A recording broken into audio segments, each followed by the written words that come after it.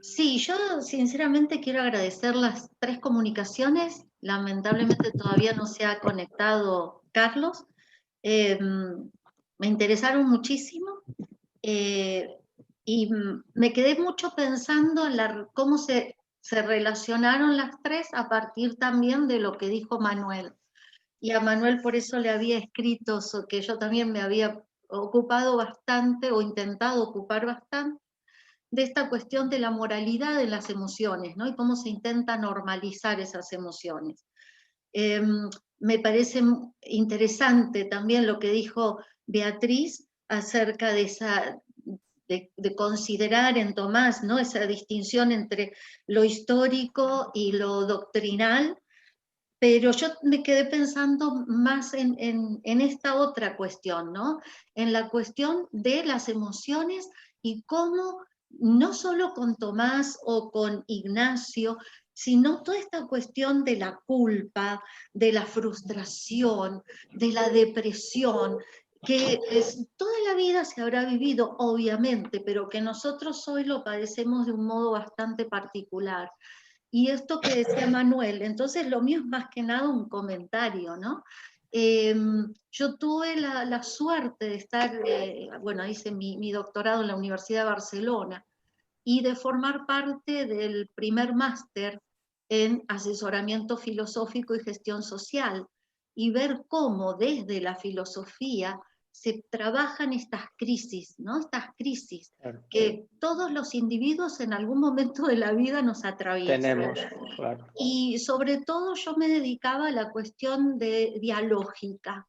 Y en ese diálogo encontraban en los pensadores medievales un caudal riquísimo. Sí. Y pensaba también, por ejemplo, bueno, en todos, prácticamente en todos, y en las mujeres, ¿no? También, en las mujeres medievales, tanto en las amas del desierto como las mujeres del siglo XI, que han tenido voz porque ha quedado escrito, y también pensaba dentro de ese primer periodo de pensamiento en Evagrio Póntico, que también es Madre otro mía. pensador que da una cantidad de elementos, ¿no? Para pensar las situaciones críticas. Y yo siempre insisto que no tiene que ver con una cuestión de religiosidad, sino de afección humana, Sí. donde la oración, la oración es pensarse a uno en una crisis, en un conflicto. Y cómo todos estos pensadores y pensadoras, yo voy a hablar un poquito también en mi comunicación de Christine de Pizan, y cómo estos pensadores y pensadoras nos ayudan a pensarnos, no a darnos recetas, ¿no? Sí. Sino a pensarnos en esa situación y leerlos genera una cierta paz interior, por llamarlo de algún modo. Entonces, por eso les quería agradecer a los tres y todo esto que han dicho y también lo último, cómo han hablado de Tomás, me pareció excelente. Muchas gracias.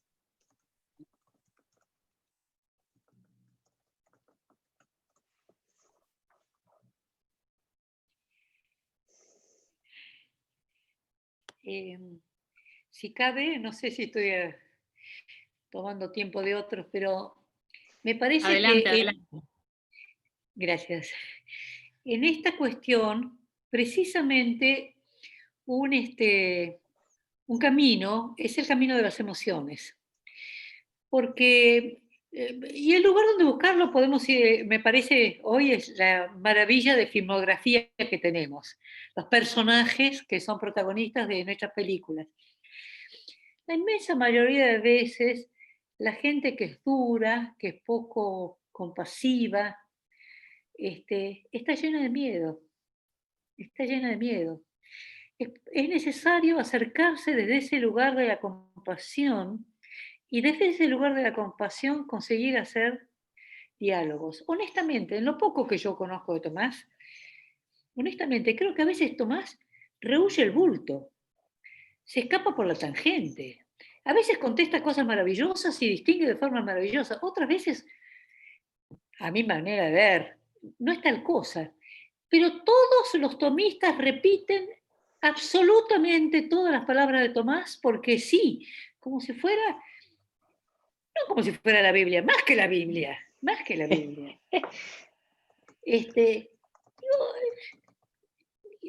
Pero digo, una puerta son las emociones, ver cuánto hay de miedo, cuánto hay de frustración, cuánto hay de temor, y entrar por ese camino, ¿no? Entrar por ese camino a dialogar de veras, a dialogar de veras. A dialogar de veras. Yo, cuando todavía estaba en el último año, tuve la oportunidad de conocer al profesor Belte, que entre otras cosas hizo un análisis de las pruebas de la existencia de Dios de Tomás. Las demolió. Celina Lertolo también, alguna vez había hecho un análisis desde la lógica formal, me dijo que no probaba. Después de demolerlas dijo, bueno, pero pueden entenderse de tal manera. Además, no prueban todos igual, son distintas. Esto es un pensamiento vivo, ¿no? Esto es un pensamiento vivo, me parece.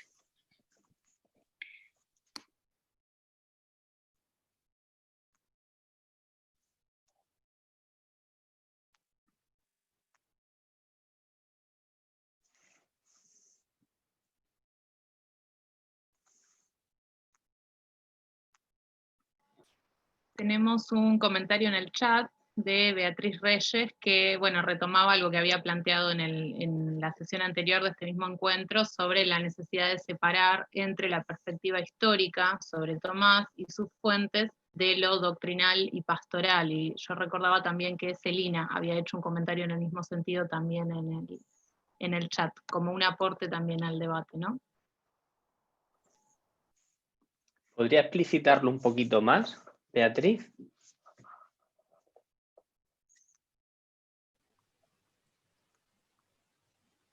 ¿Qué tal? Buenas tardes. Estoy no poniendo la cámara porque acá hay un viento espantoso y tengo miedo de perder conexión. Por eso estoy oculta. Yo veo, digamos, en este sentido, que hay como dos, justamente lo vengo hace mucho observando, estas dos vertientes, ¿no?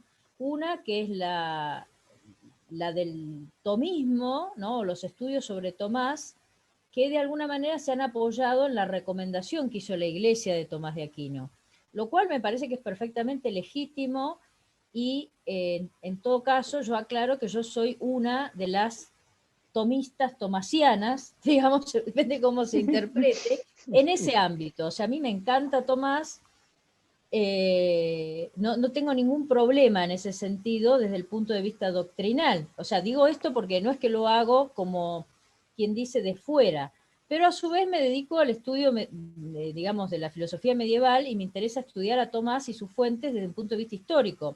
Con lo cual, sin hacer ningún malabarismo, digamos así, no sé, vital, claro, digamos que puedo hacer las dos cosas, o sea, yo trato de distinguir esa parte doctrinal, donde pienso que la Iglesia y uno como cristiano puede tener, digamos así, derecho a recurrir a Tomás en esa elaboración doctrinal católica, pero a su vez, históricamente, uno tiene que ver qué dijo exactamente Tomás y, digamos, tampoco hacer ni una demonización del aristotelismo, digamos, ¿no?, que puede haber en Tomás, cosa contra la que también me prevengo, ¿no? Porque también eso está de moda, ¿no? Ay, Santo Tomás no era tan aristotélico, ¿no? Bueno, más o menos, sí, ¿no? Habrá que ver qué tanto neoplatonismo, qué tanto aristotelismo, qué tanto otras cuestiones tiene, que son temas históricos y que de alguna manera tratamos desde la perspectiva histórica. Y que podríamos decir así, desde el punto de vista doctrinal nos tienen que dejar a los que hacemos historia del pensamiento medieval ver cómo son las cosas. Y desde el punto de vista doctrinal está muy bien tomar de Tomás, tomar de otro para elaborar una cuestión teológica doctrinal, ¿no? O sea, yo creo que no hay problema siempre y cuando uno tenga plena conciencia de la diferencia de perspectivas, ¿no? Eso es lo que yo creo. Lo que digamos, bueno, yo en el plano así personal, vital, soy discípula de Comar, no de los discípulos así muy reconocidos, podríamos decir así, pero sí personalmente, si yo viví mis últimos años de formación en la universidad y lo seguí en muchos de sus cursos y eso es lo que aprendí, digamos, ¿no? Después también mi tema de tesis que viene siendo arrastrado a partir de mis vivencias vitales, que es la voluntas sunt natura en Tomás de Aquino, también es un tema de Comar. Interesantísimo. Y en eso estoy. Pero, a ver, me parece que es muy importante, y yo, como siempre tratamos acá el tema de la enseñanza de la filosofía medieval, ¿no? Que siempre sale, hicieron un panel el otro día que yo no pude verlo, espero después escuchar la grabación. Yo trato de decirle a los alumnos esto, a cada autor, digamos, y vamos a los textos y leemos los textos, y bueno, si este fuente es fuente, si no lo es, no lo es, si esto tiene una consecuencia posterior, la tiene, y no hacer esas masas, digamos así, esos paquetes, digamos, ¿no? La filosofía medieval, tal cosa, tal otra, porque es irreal desde el punto de vista histórico, ¿no? Más allá de que a uno le pueda encantar Santo Tomás para lo doctrinal, o no, habrá otros que no les guste, pero yo digo, incluso a los que nos parece genial, lo que lo que toma la iglesia de Tomás, tenemos que saber distinguir, porque si no, digamos, también a los alumnos le enseñamos mal, ¿no? No sé, yo trato en la UNSTA de plantear estas cuestiones, ¿no? Y bueno, no sé, uno trata de acercarse a que vean esto. Claro. Gracias, ¿no? Perdón, quisiera decir, ya que yo hice un comentario similar, dos palabras en la misma línea, pero desde otra perspectiva. Quisiera decir que así como señala Reyes Oribe la necesidad de distinguir lo histórico de las apropiaciones, lo histórico medieval de las apropiaciones diferentes, que son legítimas, pero son diferentes, son otra cosa, creo que también tenemos que tener en cuenta algo que también ya se ha dicho, y es que en realidad la filosofía medieval es un constructo, una reconstrucción racional que hacemos los historiadores, porque estos pensadores en general no distinguían entre filosofía y teología, y si las distinguían, en definitiva, hablaban desde una perspectiva teológica. Entonces, incluso para reconocer a Tomás en su tradición histórica, es imprescindible tener en cuenta que fue un teólogo más que un filósofo, y que cuando nosotros, o el caso de Cayetano, o el caso de otros autores, intentan hacer, que también es legítimo, una reconstrucción de su pensamiento, esta reconstrucción tiene que estar mediada metodológicamente por una hermenéutica adecuada que tiene que ser exhibida, porque de lo contrario la cuestión se transforma en una especie de charla de café. Me parece que el problema que hay con respecto a Tomás, que se da con respecto también a otros autores, Suárez, por ejemplo, o Escoto, es precisamente que no se exhiben los presupuestos metodológicos y hermenéuticos de estas reconstrucciones. Bueno, eso era lo que quería decir. Gracias. Buenas tardes, ¿cómo estás? De nuevo, ¿cómo va todo? Todo.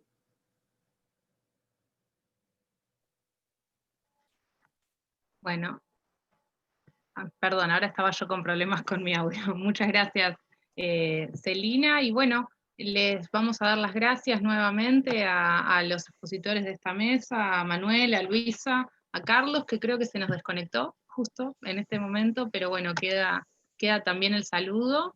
Y nada, les dejamos la invitación, ahora 15:15 arranca la tercera mesa de esta jornada sobre franciscanismo, si no estoy perdida con el cronograma del día. Así que bueno, muchas gracias a todos y a todas por sumarse, por la participación, por los muy interesantes comentarios en la devolución sobre el final, y bueno, continuamos con la jornada. Muchas gracias. Gracias, Libertad. A ustedes.